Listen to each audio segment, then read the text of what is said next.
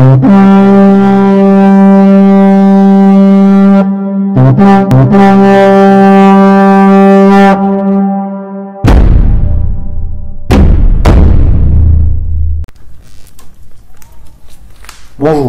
ou bonsoir à tous.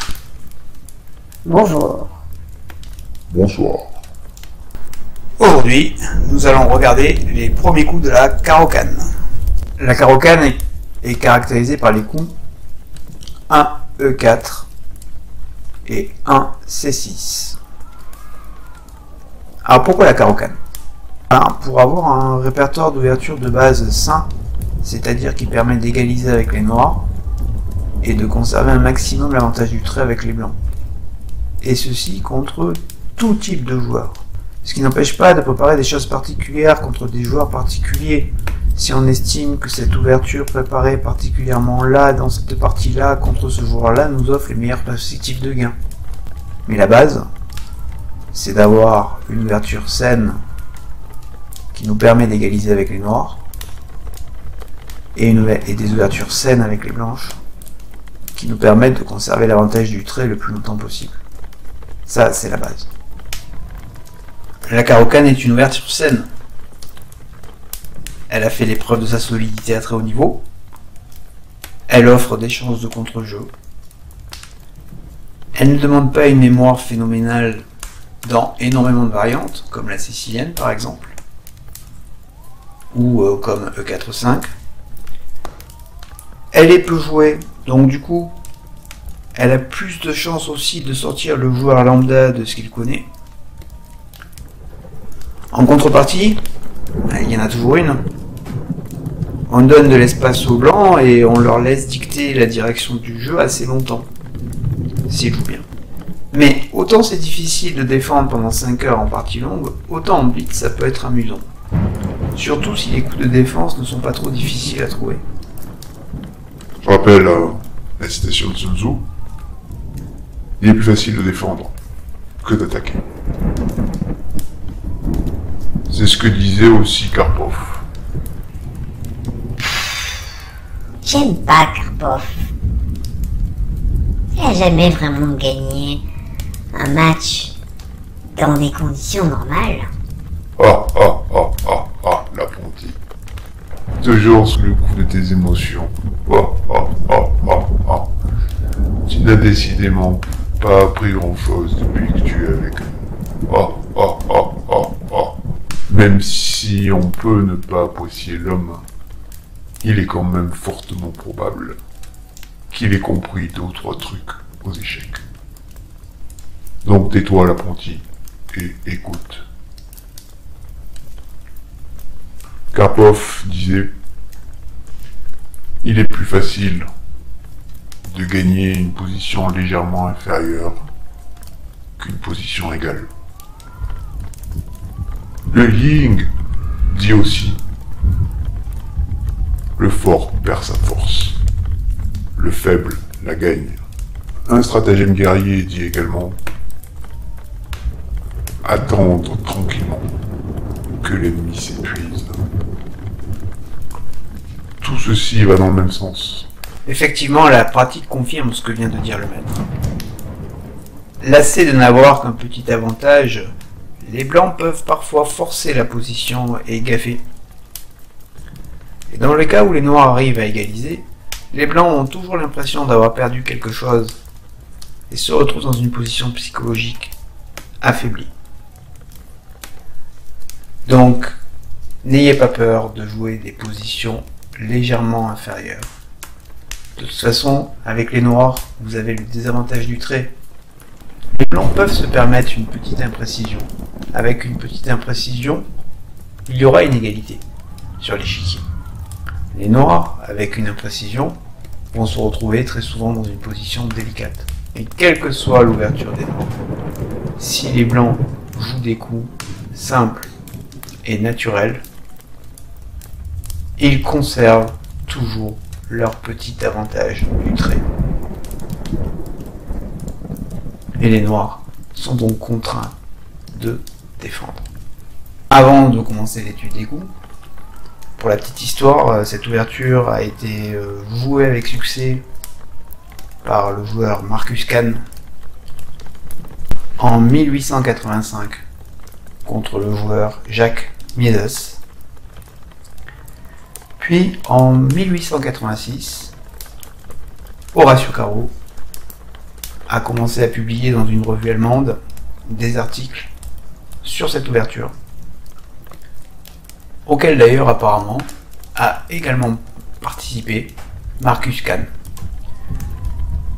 Donc la Caro-Kann porte le nom de ces deux joueurs. 130 ans.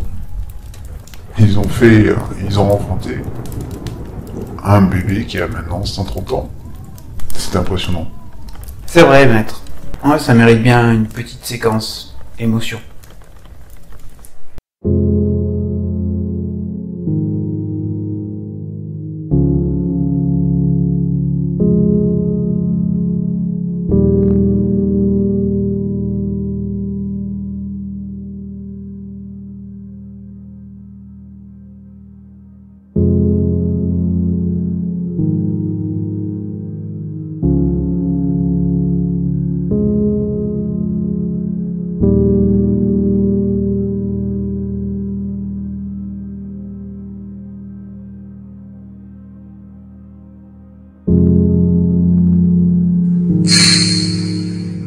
On s'en fout. Allez, fais péter les valentes.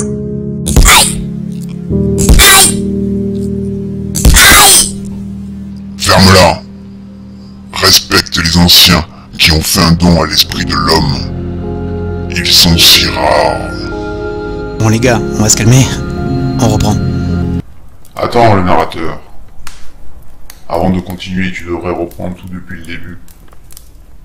Et réexpliquer les principes généraux d'une ouverture aux échecs. On ne sait jamais s'il y a des joueurs débutants qui nous écoutent.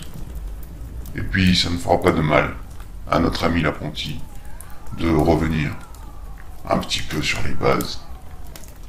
Mais, je connais déjà tout ça. Oui, l'apprenti. On sait que tu sais tout. D'accord, maître. Revenons donc au début. Dans l'ouverture, il y a une lutte pour les 4 cases centrales. Tous les bons coups du début d'une partie d'échecs visent à occuper ou contrôler au moins une de ces 4 cases. Celui qui contrôlera durablement ces 4 cases pourra plus facilement déplacer ses pièces en défense ou en attaque dans la direction qu'il désire. C'est comme au foot. L'équipe qui a le meilleur milieu de jeu pourra plus facilement distribuer le jeu en défense ou en attaque. Un autre objectif important dans l'ouverture est de développer ses pièces mineures, cavalier et fou, pour qu'elles puissent le plus rapidement possible participer à l'action. On ne sort pas en général la dame tôt pour éviter que l'adversaire gagne du temps en la menaçant tout en développant ses propres pièces. Nous en profitons pour rappeler la valeur des pièces. Pour un pion qui vaut 1 point, le cavalier et le fou en valent 3, la tour 5 et la dame 9. Alors je serais plutôt partisan de dire que la tour vaut 4,5 et la dame vaut 8, mais ça ne change pas grand chose au niveau du rapport des pièces par rapport à ce qui nous intéresse. On comprend bien avec ce rapport de force que si un cavalier adverse qui vaut 3 points menace ma dame qui en vaut 9, je suis obligé de soustraire la dame de la menace et donc de perdre du temps à la rejouer au détriment de mon développement. On a un bon exemple de ça dans la défense scandinave.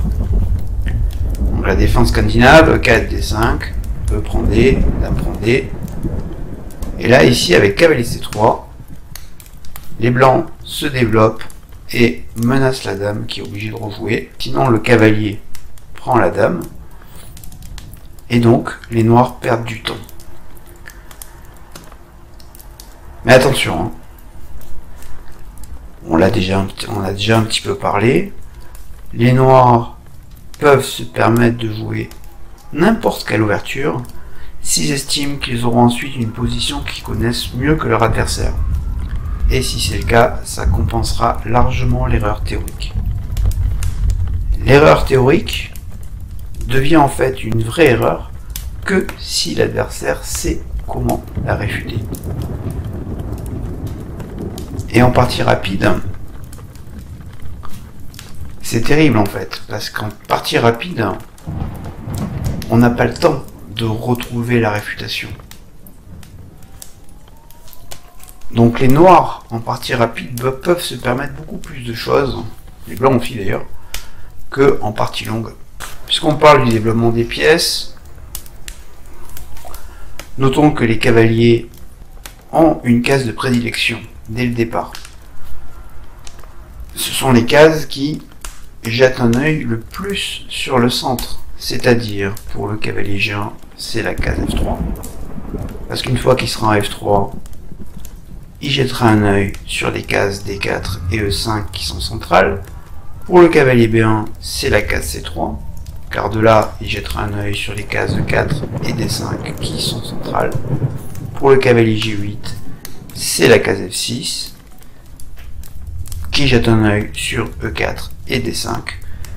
Et pour le cavalier B8, c'est la case C6 qui jette un œil sur D4 et C5. Ce sont les seules cases où les cavaliers visent deux cases centrales à partir de leur position de départ. C'est pour ça d'ailleurs qu'on développe en général les cavaliers avant les fous, parce que les fous ont plusieurs options pour influer sur le centre. C'est une constante en fait aux échecs de garder le plus d'options possible, le plus longtemps possible, pour pouvoir choisir la bonne option au bon moment. Alors, maintenant que nous avons revu les principes généraux, voyons comment ça s'applique dans la Caro-Kann. Donc, les blancs, dans ce qui nous intéresse, jouent le pion du roi de case. Un coup qui correspond parfaitement au principe mentionné avant. On a bien une occupation par le pion d'une des 4 cases centrales, et en plus, une petite incursion dans le camp noir en visant la case D5. Le fou a sa diagonale ouverte, donc il pourra se développer dessus. Et donc c'est un coup qui correspond parfaitement au principe mentionné avant.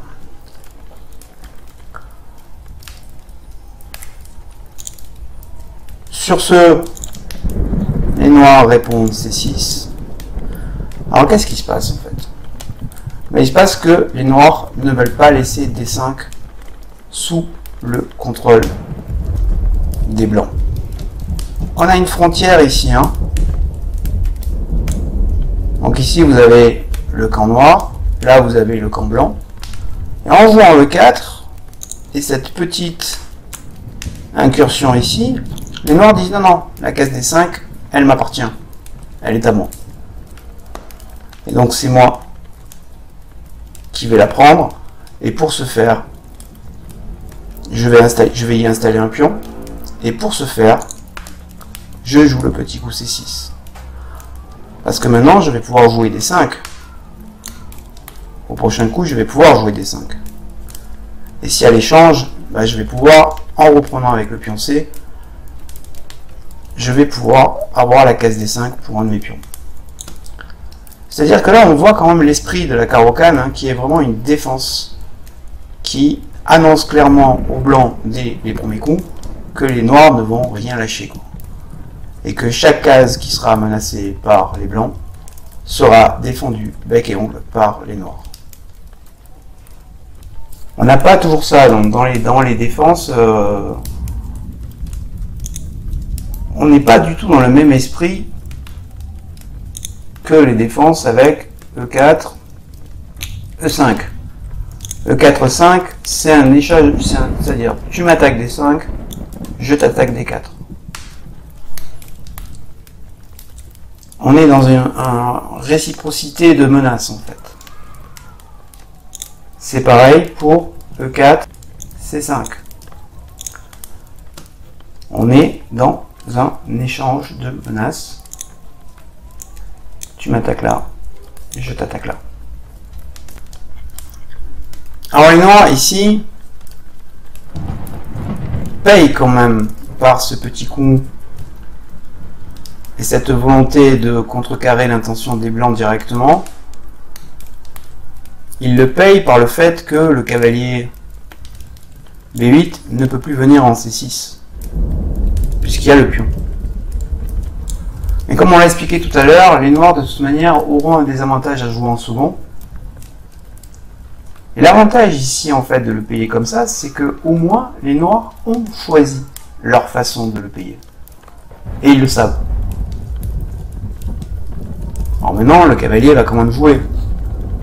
Alors comment il joue? Bah en fait le D5 va être joué, le fou va sortir, et le cavalier pourra venir en D7, si le pion C6 y est toujours. Le cavalier va quand même jouer. Il aura certes une moins grande influence sur le centre que de la case C6, mais il jouera quand même. On peut aussi voir dans ce genre d'ouverture le cavalier venir se positionner en C7 via A6, c'est-à-dire on joue cavalier A6, on joue cavalier A6, puis après on vient en C7. On a la même idée hein, dans la défense française. Pareil, tu m'attaques D5, bah moi je vais pas te le laisser. Et donc je joue E6 pour pouvoir jouer D5.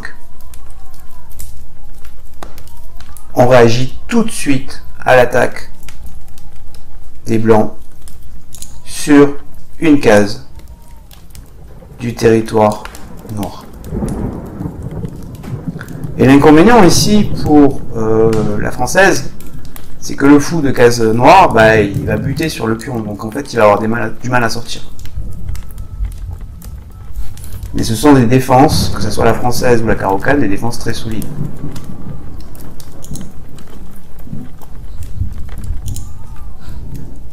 Donc E4. C6. C'est quand même un coup bien timide.